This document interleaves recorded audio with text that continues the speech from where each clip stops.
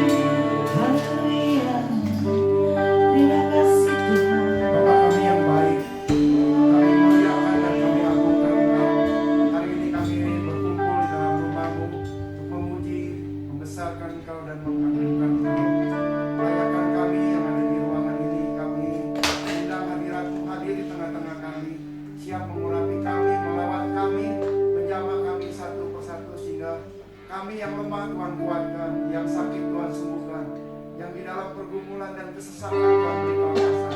Dan kami sangat percaya Tuhan, Tuhan sediakan bagi orang-orang yang mencari Engkau pada hari ini ya Bapa.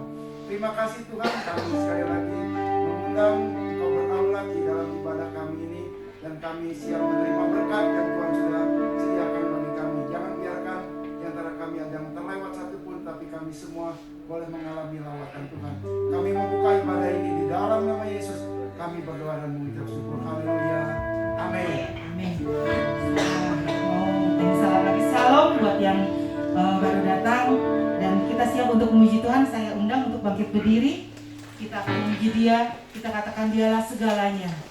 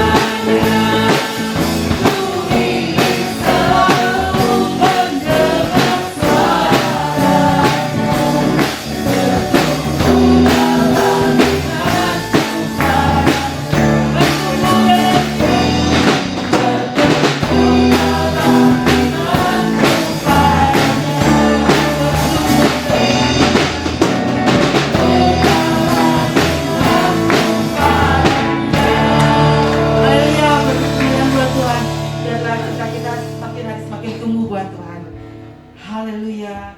Dan sebentar kita akan masuk ke dalam firman Tuhan. Mari kita bawa hati kita. Mari kita agungkan Dia.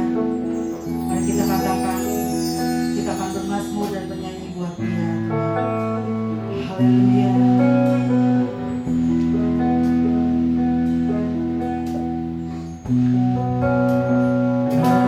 Tuhanku, aku hendak bernyanyi bagimu selama aku hidup. Ya Allah,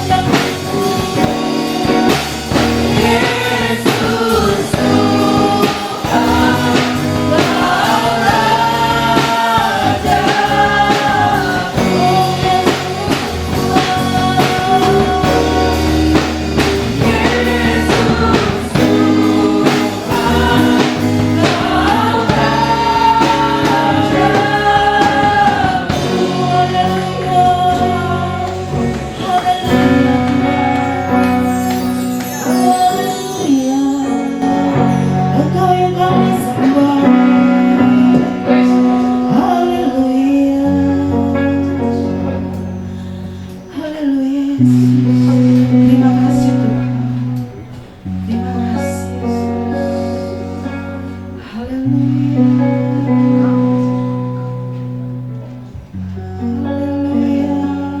kami bersyukur hari ini kami boleh menikmati hadirat-Mu yang hadir di tengah-tengah kami, dan setiap pujian yang kami berikan sungguh-sungguh menyenangkan hati-Mu ya Bapa.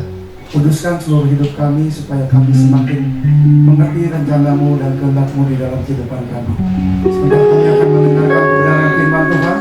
Biarlah setiap firman yang kami dengarkan membawa kami dalam ke seluruh kebenaran yang kami boleh terima pada pagi hari ini. Terpujilah nama Tuhan. Di dalam nama Yesus kami berdoa dan mengucap syukur. Haleluya. Amin. Silakan duduk Bapak.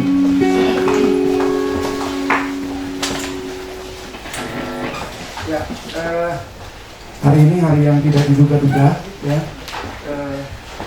Apa yang semua sudah dipersiapkan terganggu ya. Kemarin main musik sudah latihan, tetapi ada dua sakit. Juga saudara lihat sendiri, Bapak Gembala dan Ibu Gembala tidak hadir di tengah-tengah kita karena juga kondisinya yang kurang sehat. Ya,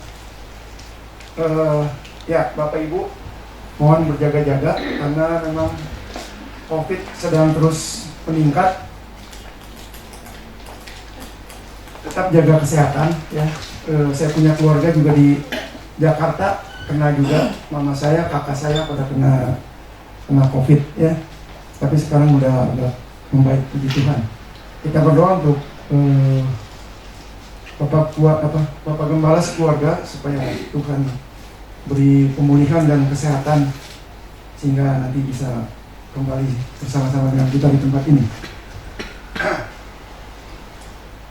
Ya, tadi malam Bapak Gembala telepon saya, nah, memang semua di luar dugaan. Jadi saya mempersiapkan semua dari pagi, membuka pintu gereja dan ya semua. Yang harusnya ibadah doa ini Pak Ibu Lydia yang menyampaikan, tapi juga diminta saya, kemudian saya juga bantu di main musik. Ya. Hari ini saya akan membawakan tentang tema menegur dengan empat mata ya, menegur empat mata. Artinya menegur hanya berdua gitu ya, jadi tidak di depan umum ya. Hari ini kita mau belajar tentang menegur, orang yang menegur dan yang ditegur ya. Kita melihat bagaimana menegur versinya firman Tuhan atau versi Alkitab ya, yang diajarkan kepada kita. Kita mau baca di dalam Matius 18 ayat yang ke-15 sampai yang ke-17. Matius 18 ayat yang ke-15 sampai yang ke-17. Ayat 15, apabila saudaramu berbuat dosa, tegurlah dia di bawah empat mata. Jika ia mendengarkan nasihatmu, engkau telah mendapatnya kembali. 16, jika ia tidak mendengarkan engkau, bawalah seorang atau dua orang lagi, supaya atas keterangan 2 atau 3 orang saksi, perkara itu tidak disangsikan. Jika ia tidak mau mendengarkan mereka, sampaikanlah soalnya kepada jemaat.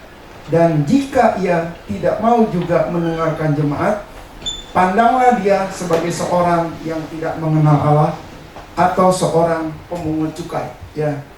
Jadi kalau orang dibilang sekali nggak dengar, 2 kali nggak dengar, bahkan ada saksi ditegur masih nggak dengar juga, konsekuensinya kata firman Tuhan, pandang dia sebagai orang yang tidak mengenal Allah atau sebagai seorang pemungut cukai. Saya pikir hukum di Indonesia mungkin mengambil contoh dari Alkitab ya. Karena untuk orang menjadi tersangka itu perlu 2 saksi ya. Kalau nggak ada 2 saksi mungkin dia belum bisa dijadikan tersangka.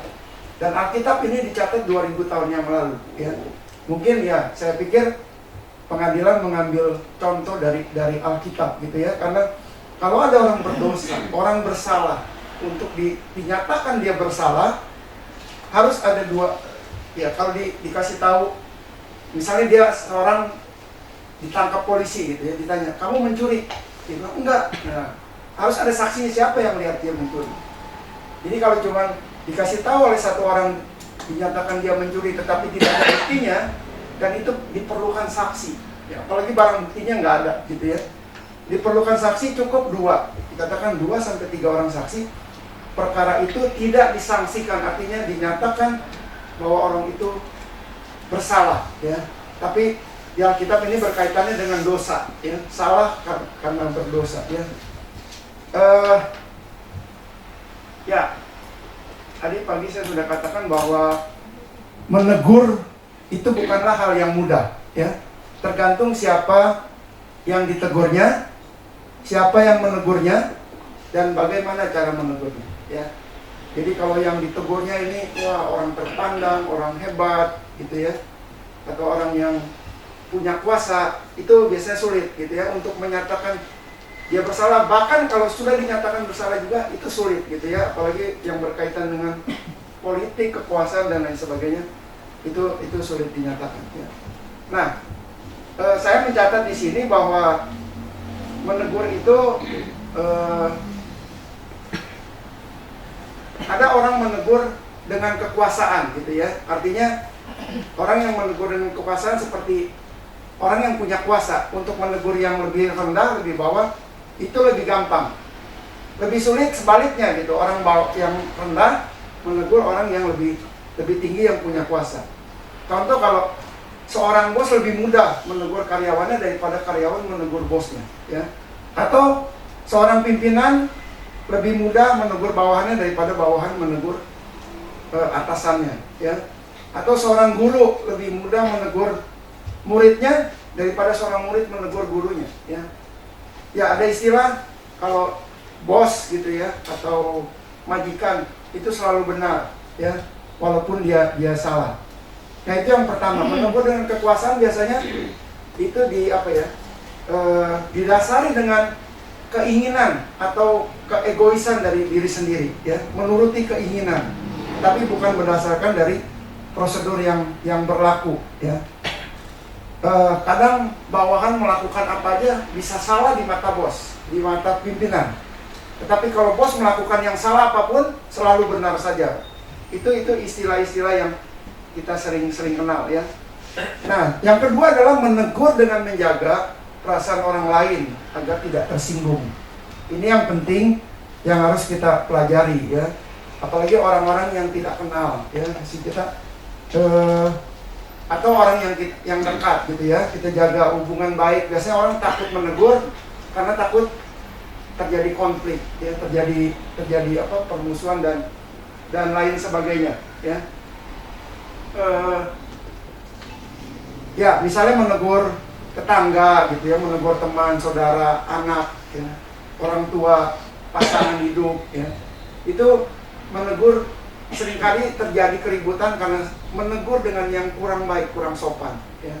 Nah, Alkitab mengajarkan kepada kita untuk kita bisa menegur dengan kasih, gitu ya, dasarnya kasih. Nah, menegur bisa berarti mengkritik, ya, mengkritik. Ya, biasanya mengkritik itu lebih yang pada kekuasaan, ya, kepada orang yang di atas. Atau yang kedua, menasihati, ya. Menasihati lebih cenderung untuk kebaikan bersama, atau untuk kebaikan misalnya satu perusahaan atau gereja, gitu ya, atau di manapun.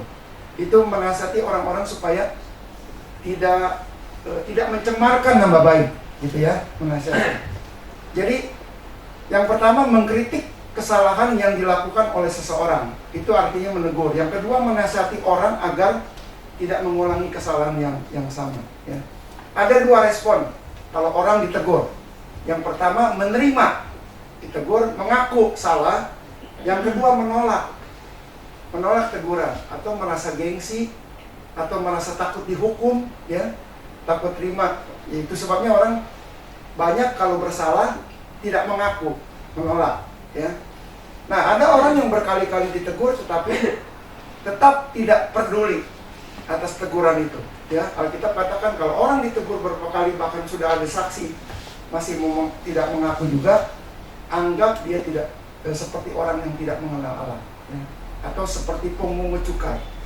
Pemungut cukai itu orang yang suka majekin orang, ya, dengan semau-maunya, sewenang-wenang istilahnya, ya. Nah, orang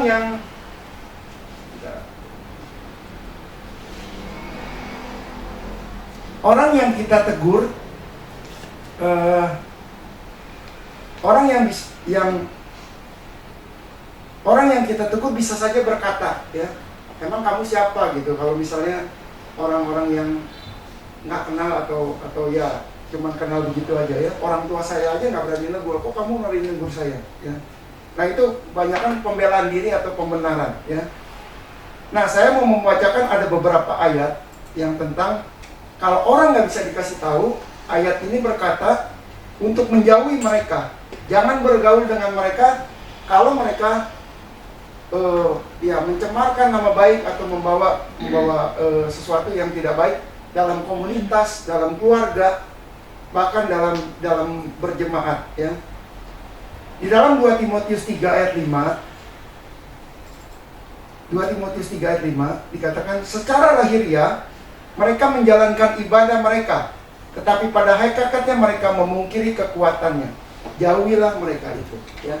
Nah, ini orang-orang yang memang secara lahiriah tiap minggu ada di dalam gereja, tetapi dia tidak menikmati hadirat Tuhan, tidak menikmati kuasa dari ibadah itu.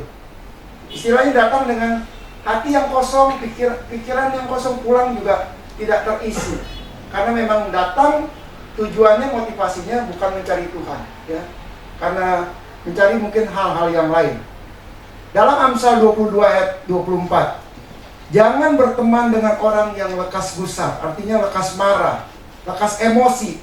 Jangan bergaul dengan seorang pemarah, ya. Nah, kalau orang yang sedikit-sedikit marah, sedikit-sedikit gusar, ya dikasih tahu, ditegur, ya. Nah, orang ini dikatakan anggap seperti orang yang tidak mengenal Allah. Walaupun mungkin setiap minggu ada di dalam gereja, ya. Tapi emosinya meluap-luap, ya. Amsal 24 ayat 1. Jangan iri kepada orang jahat. Jangan ingin bergaul dengan mereka.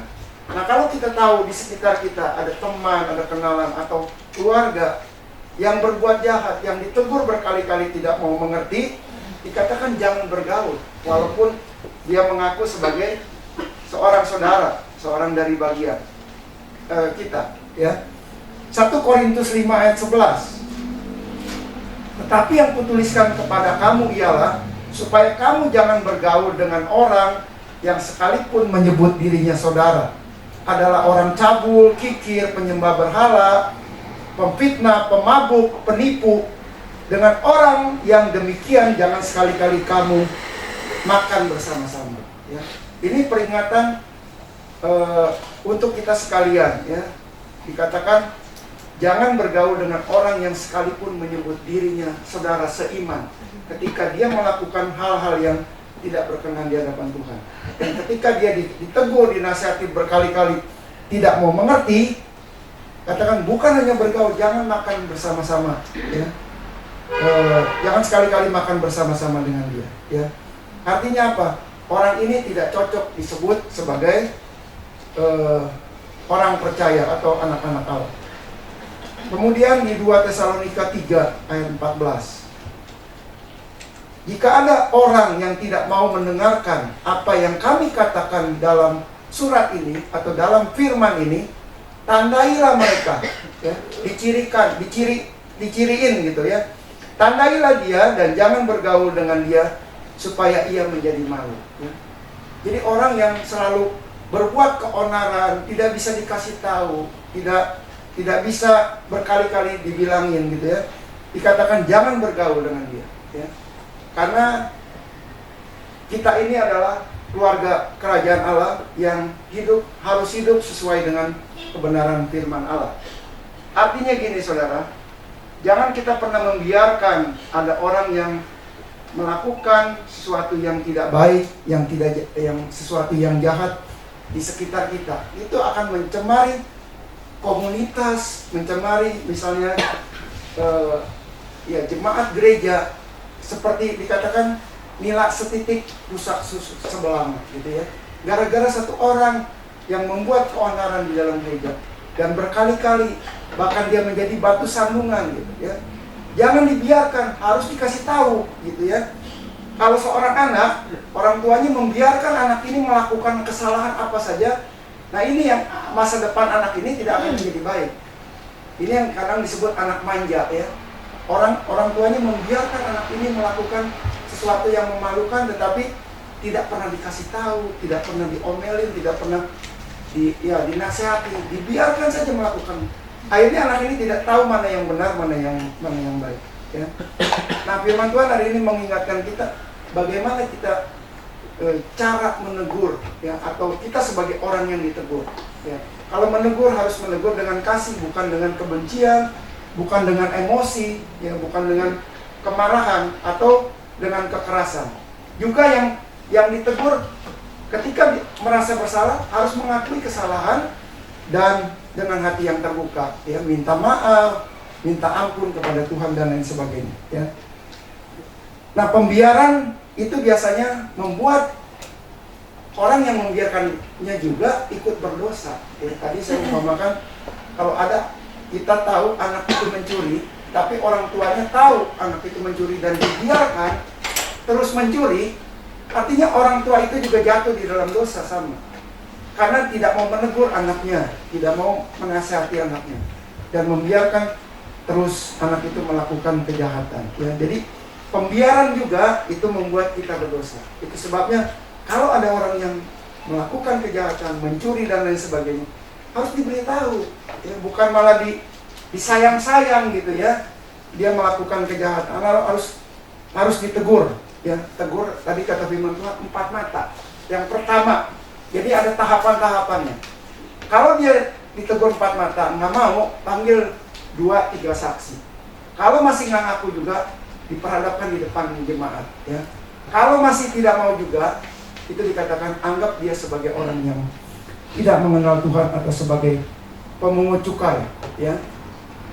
Jadi kalau ada anak yang nakal, yang kurang ajar sama orang tua, berarti kalau orang tuanya membiarkan, ya, dia kurang ajar, itu artinya orang tuanya ikut bersalah, ya, di dalam kesalahan anak itu.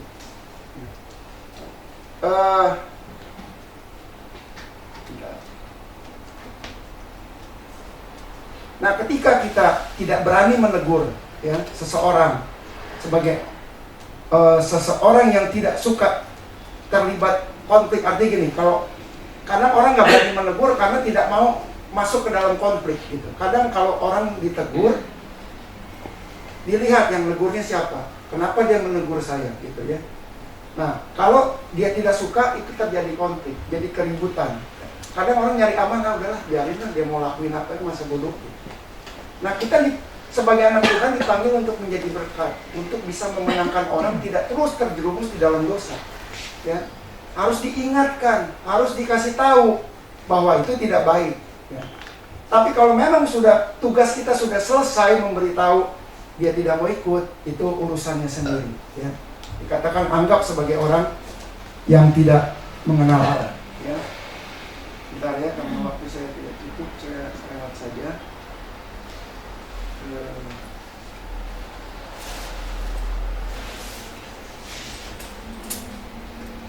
Ya, di dalam Matius, langsung saja ke Matius 14 ayat 4. Ini akibat penguasa ditegur tidak suka, gitu ya. Akhirnya berakibat dengan pembunuhan, ya. Oke, saya baca. Karena Yohanes pernah menegurnya, katanya tidak halal engkau mengambil Herodias. Ini cerita tentang Herodes, ya. Raja Herodes dengan Herodias, ya, ditegur sama Yohanes Pembaptis. Rupanya yang tidak suka istrinya, gitu ya. Karena Herodes itu ditegur sama Yohanes Pembaptis tentang sesuatu yang tidak baik, ya, di mata Tuhan, ya. Tapi Herodias ini marah ketika anaknya ulang tahun. Si Herodes bilang ke anaknya, nanti kalau kamu ulang tahun, apapun yang kamu minta, saya akan berikan kepada kamu.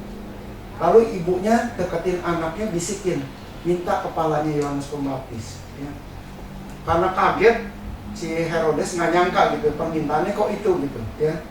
Karena Herodias itu ditegur oleh Yohanes Pembaptis, ya. Ini yang jadi tidak terima teguran karena dia merasa gengsi, karena penguasa gitu ya, sebagai orang yang berkuasa di zaman itu. Ditegur sama Yohanes Pembaptis sebagai abdi Tuhan, tetapi dia tidak terima, malah marah, ya. Kemudian juga pernah terjadi dengan Paulus. Paulus menegur Kefas. Kefas itu nama lainnya adalah Simon Petrus, ya. Kefas itu bergabung dengan orang-orang Yahudi yang melakukan kesalahan, melakukan kemunafikan, ya. Ditegur sama Paulus. Dia bilang, kalau kamu orang Yahudi hidup secara kafir, ya, bagaimana kamu mau ajak-ajak orang kafir untuk hidup secara Yahudi, ya. Tadi saya ganti kata Yahudi jadi Kristen. Dikatakan, kalau kamu hidup kalau saudara sebagai orang Kristen hidup secara kafir, bagaimana kamu mau bawa orang kafir itu masuk Kristen gitu? Kalau hidup kamu tidak menjadi berkat, tidak menjadi contoh. Seperti gitulah kira-kira gambarannya, ya. Nah, jadi menegur itu perlu hikmat dari Tuhan, ya. Bagaimana caranya menegur tidak tersinggung, ya, tidak tersinggung. Kita harus menegur dengan kasih. Nah, saya mencatat di sini ada 4, ya, untuk menyatakan teguran kepada orang-orang yang di sekitar kita. Ya, yang menegur itu harus orang yang menjalani apa yang dia tegur, ya. Yang menegur itu harus orang yang menjalani apa yang dia tegur. Jadi gini, kalau saya menegur orang yang mabuk-mabukan, ya, atau orang yang merokok, saya sendiri harus memberi contoh. Saya tidak mabuk dan saya tidak merokok. Tapi kalau saya menegur orang mabuk dan orang yang merokok, saya sendiri merokok dan mabuk, artinya saya tidak menjadi contoh. Saya tidak punya integritas, gitu, tidak punya sesuatu yang perlu dicontoh, ya. Jadi orang yang menegur kualitasnya harus lebih tinggi dari orang yang ditegur, gitu. Atau paling nggak sama saling mengingatkan, gitu ya, karena manusia itu penuh keterbatasan dan bisa saja melakukan kesalahan, ya, bisa saja melakukan kesalahan. Jadi apa yang kita ucapkan lewat mulut kita haruslah sesuatu yang sepadan dengan perbuatan kita, ya. Jadi jangan orang tua bilang kepada anaknya, kamu jangan merokok karena kamu belum bisa cari duit. Itu bukan alasan, gitu. Papa merokok karena udah bisa cari duit. Dulu banyak istilah orang tua ke anaknya gitu, ya, istilahnya, ya. Dan itu kurang tepat, ya. Kalau contoh yang bagus, kalau dia tegur anaknya jangan merokok, dianya harus tidak merokok, ya. Jadi anak bisa aja balikin, papa sendiri merokok, papa sendiri mabuk, gitu ya. Nah, seperti itu. Jadi orang yang menegur haruslah punya integritas, gitu ya, punya sesuatu yang baik di dalam dirinya, kejujuran, keadilan, dan lain sebagainya. Kalau dia menuntut keadilan kepada orang lain sementara dia tidak adil, itu namanya tidak, yang menegur itu tidak punya integritas, ya. Jadi kalau orang menegur kamu jangan korupsi, tapi dia sendiri korupsi, nah itu sesuatu yang tidak sepadan, ya, dengan perbuatannya. Gini, Alkitab ada mengatakan bahwa hidup kita ini seperti surat yang terbuka, surat yang dibaca oleh semua orang, yaitu yang dikatakan oleh Paulus. Artinya ketika di dalam hidup kita ada sesuatu yang baik, ada Roh Kudus, ada Kristus, orang bisa melihat ada sesuatu yang baik. Ketika kita menegur seseorang yang bersalah dan dia tahu, ya, hidup kita lebih baik, dia akan menghormati kita, gitu, ya. Tapi kalau yang menegurnya hidupnya nggak baik, dia akan berontak, dia melawan, gitu. Itu sebabnya, ya, ini kebiasaan di negara barat sana, mungkin di sini juga, gitu ya. Tapi di barat tuh lebih, yang namanya seorang pastor itu, Paulus, ya, itu wah, hormatnya luar biasa. Karena dianggap Paulus itu manusia yang suci, ya, yang dekat dengan Allah, gitu ya. Jadi begitu kalau apalagi didatengin rumahnya sama Paulus, wah, itu bisa nangis dan dia ngerasa seperti dosanya itu terbuka semua di depan Paulus. Gambarannya seperti itu, ya. Nah, kita ini dikatakan surat yang terbuka, baik yang salah, baik yang baik, itu dapat dilihat oleh semua orang, ya. Yang kedua adalah pikirkan apa yang menjadi tujuan kita ketika kita menegur orang. Tujuannya apa? Tujuannya karena kita benci, karena kita dendam, karena kita sakit hati, atau tujuannya memang kita mau memperbaiki kesalahan orang itu dengan tujuan memperbaiki nama baiknya gitu ya, supaya dia juga bisa dihormati, dikenal oleh orang lain ya. Jadi ketika kita menegur seseorang, apakah sesungguhnya yang menjadi tujuan kita ya? Tujuan karena tidak suka atau yang lain-lain? Apakah kita ingin supaya kita terlihat lebih baik dari orang itu, atau apakah kita menegur demi kebaikannya yang kita tegur ya? Jadi banyak orang menegur motivasinya beda-beda ya. Tapi kembali lagi kita dasari dengan firman Tuhan, menegur dengan kasih untuk kebaikan orang yang kita tegur ya. Nah, meski kita tahu bahwa kita ada di posisi yang benar ya, sesuai dengan firman Tuhan, tugas kita bukanlah memegahkan diri kita ya sebagai orang yang benar. Ketika kita menegur, kita harus melakukan dalam kerangka memperbaiki kesalahan orang ya. Menegur untuk memperbaiki kesalahan orang. Pasti saudara nggak suka kalau di dalam satu komunitas gereja gini ada satu orang yang selalu bikin onar, bikin keributan ya, dan ya jadi batu sandungan di dalam gereja gitu ya, karena kelakuannya yang tidak benar ya. Ke gereja datang semaunya, pulang semaunya ya, tidak ngikutin acara-acara gereja semestinya gitu ya. Ikuti sampai selesai, sampai doa berkat, datang jangan sembarangan gitu ya, ikuti. Tapi kalau itu menjadi kebiasaan, nah itu yang berwenang harus berani menegur gitu ya. Menegur dengan kasih. Kenapa kamu tiap minggu datang terlambat dan lain sebagainya ya. Harus ditanya, mungkin ada alasan-alasan khusus yang memang nggak bisa ya, saya harus memang nggak, karena mungkin saya harus apa dulu dan lain sebagainya ya. Nah saudara, saat menegur seseorang kita patut memiliki satu tujuan ya, untuk memulihkan dan bukan untuk mempermalukan orang itu ketika kita menegur. Itu sebabnya ada tahapannya tadi dikatakan menegur dengan 4 mata ya. Jangan ngomel-ngomel di depan orang, wah yang lain pada liatin. Itu artinya mempermalukan dan menimbulkan sakit hati, bahkan bisa dendam gitu ya, mempermalukan di depan umum. Jadi kalau tegur panggil, ngomong pelan-pelan, jangan dengan nada tinggi. Kalau manggil udah dengan nada tinggi, lalu rada nyentak, orang akan tertutup hatinya.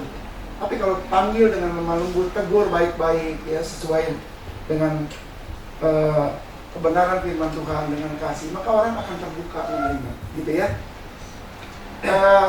Ya, ketika kita memahami apa tujuan kita dalam menegur, kita bisa membimbing orang yang kita tegur itu secara perlahan berjalan kembali di jalan yang sesuai dengan kebenaran firman Tuhan. Ya, ingat.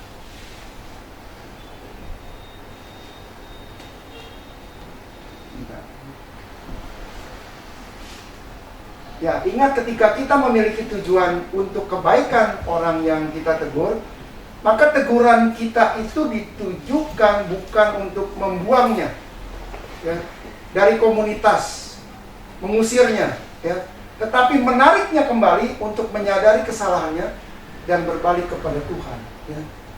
Hidup yang benar di hadapan Tuhan, ibadah yang benar gitu ya. Jangan cuma datang seperti formalitas gitu, tapi nggak dapat apa-apa. Datang beribadah tidak dapat apa. Harusnya kita merasakan kehadiran Tuhan, jamahan Tuhan, lawatan Tuhan, dan kita merasa terharu karena Tuhan melawat kita dengan segala kebaikannya. Ya. Yang ketiga, tegurlah di dalam kasih. Nah ini yang cukup penting ya, tegur di dalam kasih. Ya, ada orang yang ada orang merasa takut menegur temannya ya, atau sahabatnya dengan alasan takut hubungannya putus gitu, apalagi teman baik, teman akrab gitu. Tapi dia tahu nih teman akrabnya melakukan kesalahan, nah dia nggak mau tegur gitu ya. Tapi kalau saya tegur saya jadi ntar renggang hubungannya ya. jadi jauh dan lain sebagainya. Nah, ini perlu hikmat gitu. Gimana supaya hubungan ini tidak terputus? Perlu hikmat, perlu minta hikmat dari Tuhan, perlu bimbingan dari Roh Kudus supaya tidak terpisah gitu ya. Tetap dia terima tegurannya. Oh, terima kasih ya. Yang ditegur juga bilang terima kasih ya, saya udah diingatkan gitu ya. Jika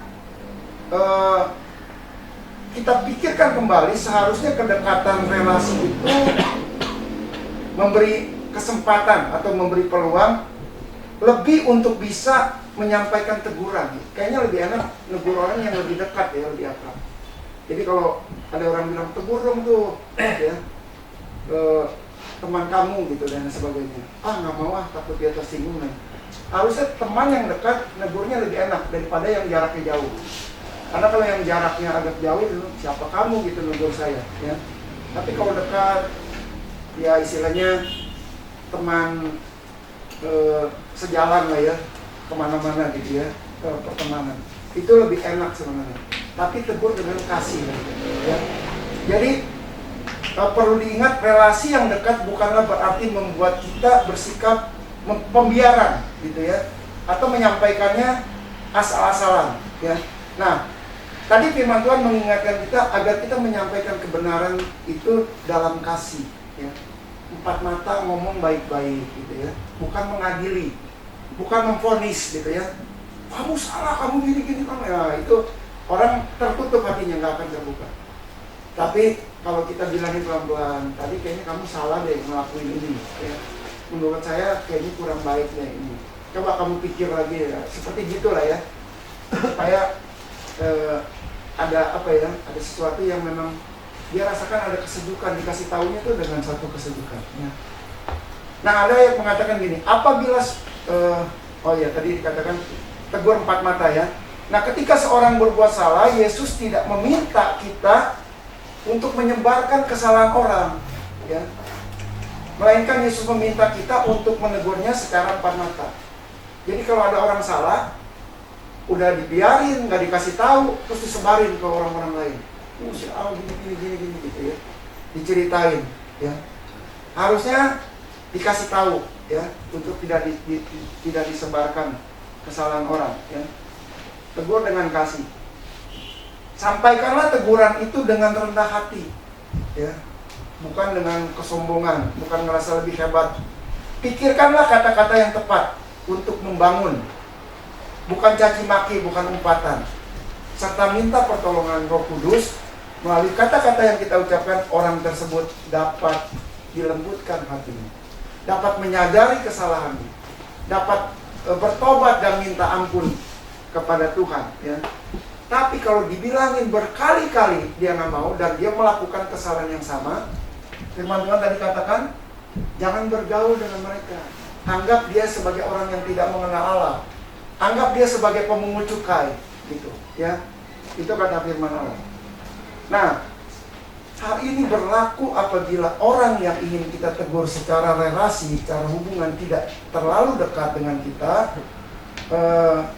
ya seperti layaknya teman dekat atau sahabat, mungkin kita tidak langsung menegur orang itu seketika itu juga. Kita cari momen yang tepat, cari waktu yang tepat. Tetapi kita bisa meminta pertolongan Tuhan, Roh Kudus, untuk memberi hikmat bagaimana kita menyampaikan kalimat yang tidak menyinggung, tidak menyakiti hati orang ya. Cari momen yang tepat supaya ketika momen itu datang kita bisa mengajak orang tersebut untuk berbicara ya, baik-baik ya. Tidak dengan kekuasaan, tidak seperti seorang bos manggil karyawannya lalu dimarah-marahin ya.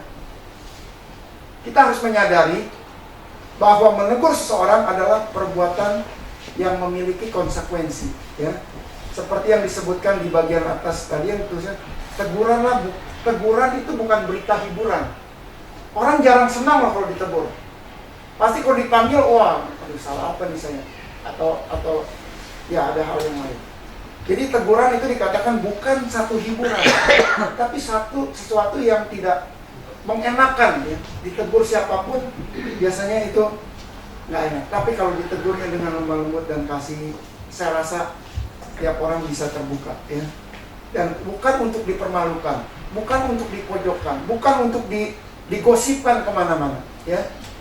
Nah, mungkin saja ada penolakan atau pembenaran diri yang ditunjukkan oleh orang yang kita tegur. Oleh sebab itu, dengan menyadari hal ini, kita bisa menemukan cara apa yang paling tepat untuk menyampaikan kebenaran, ya. Yang keempat, selalu doakan orang yang kita tegur, ya. Apalagi orang yang keras hati, keras kepala, tidak bisa diberitahu, dan dia menjadi batu sandungan, dan dia tidak menjadi berkat, ya, untuk ada di komunitas itu. Tapi ya, untuk disingkirkan juga tadi yang dikatakan jangan bergaul, anggap dia seperti orang yang tidak mengenal Allah. Susah juga gitu, ya. Gimana caranya? Ya perlu didoakan. Paling enggak, ya jiwanya tidak terhilang, ya. Meskipun kita sudah bertindak sebaik mungkin, ya, bisa saja orang yang kita tegur tetap merasa tidak terima, ya. Dan kita kehilangan ya orang yang mungkin bagian dari komunitas, ya. Namun jangan menyerah, kata firman Tuhan, ya. Dalam sebuah artikel dikatakan yang sederhana, Tuhan itu berkuasa, ya, bisa melakukan segala sesuatu, ya, yang tidak mungkin menjadi mungkin dengan cara kita terus berdoa bagi orang itu, ya. Sedikit lagi, ketika kita mendoakan orang itu, sesungguhnya kita tidak hanya memohon agar Tuhan mengubahkan hati orang yang keras, ya, atau melainkan juga kita belajar untuk mendekatkan diri kepada hati Tuhan. Nah, dalam Kejadian 18 dikisahkan bahwa Allah murka dan ingin memusnahkan Sodom dan Gomora. Namun Abraham tetap berdoa supaya penduduk Sodom dan Gomora tidak dimusnahkan semua, ya. Abraham tawar-menawar dengan Tuhan. Sampai pada akhirnya ada 10 orang benar di sana yang diselamatkan. Tuhan pun menjawab doa Abraham, yaitu dengan menyelamatkan keluarga Lot, ya. Walaupun istrinya tidak selamat, ya. Tapi keluarga Lot diselamatkan dari murka Tuhan, ya. Karena Sodom dan Gomora sudah tidak bisa dikasih tahu dengan lemah lembut, dengan agak keras, bahkan sudah habis kesabaran Tuhan. Itu sebabnya Tuhan ingin menjungkir balikan Sodom dan Gomora, ya. Beda dengan Niniwe, ya. Niniwe sebaliknya, ketika Yunus disuruh menegur bangsa Niniwe, Yunus malah yang lari. Yang disuruh menegurnya tidak mau, gitu, ya, karena takut. Tapi pada akhirnya Niniwe dikasih Tuhan dan Niniwe bertobat, gitu, ya. Tidak sampai di ini. Nah, saudara, adakah seorang yang Tuhan letakkan di hatimu, ya, yang untuk kamu tegur? Mungkin pasangan hidup, orang tua, anak, teman, dan lain sebagainya. Mungkin itu yang selama ini jadi ganjalan di hati saudara. Mari minta hikmat kepada Tuhan. Minta Roh Kudus supaya menolong kita dapat melakukan teguran yang penuh dengan kasih Tuhan, sehingga orang yang kita tegur tidak tersinggung, ya. Dia terima dengan hati terbuka, dan dia boleh kembali, ya, kepada Tuhan, bertobat dan tidak melakukan kesalahan yang sama, ya.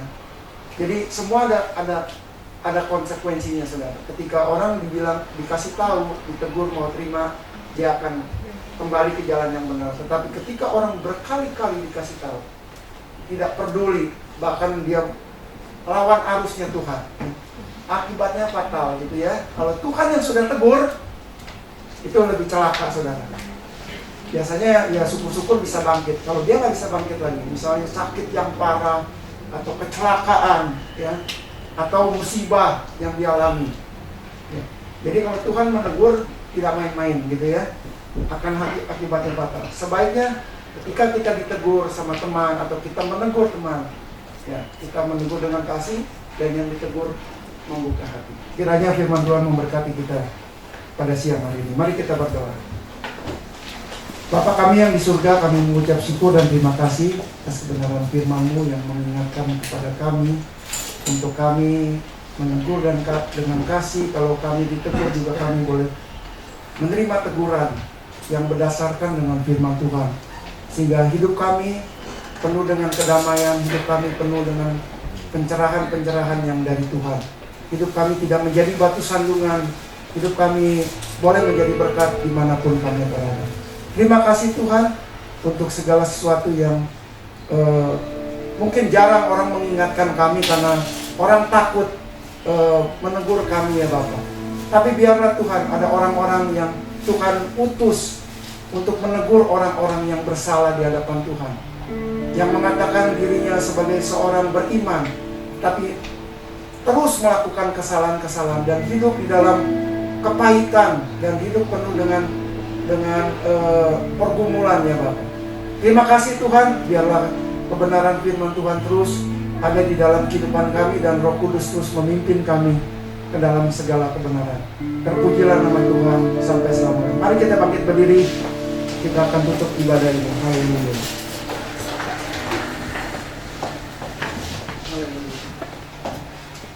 Terima kasih ya Bapak, terima kasih ya Tuhan untuk sepanjang hari, sepanjang waktu Tuhan menyertai kami.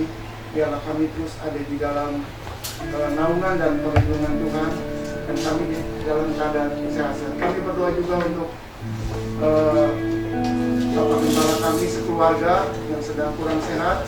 Tuhan tolong pulihkan dan sembuhkan, semoga minggu depan bisa kembali berkumpul dengan kami. Kami berdoa juga untuk Medisan Tuhan yang tidak bersama-sama kami pada siang hari ini, juga kurang sehat. Tuhan juga pulihkan dan sembuhkan dari penyakitnya ya Allah. Terpujilah nama Tuhan. Terima kasih ya Bapak, terima kasih.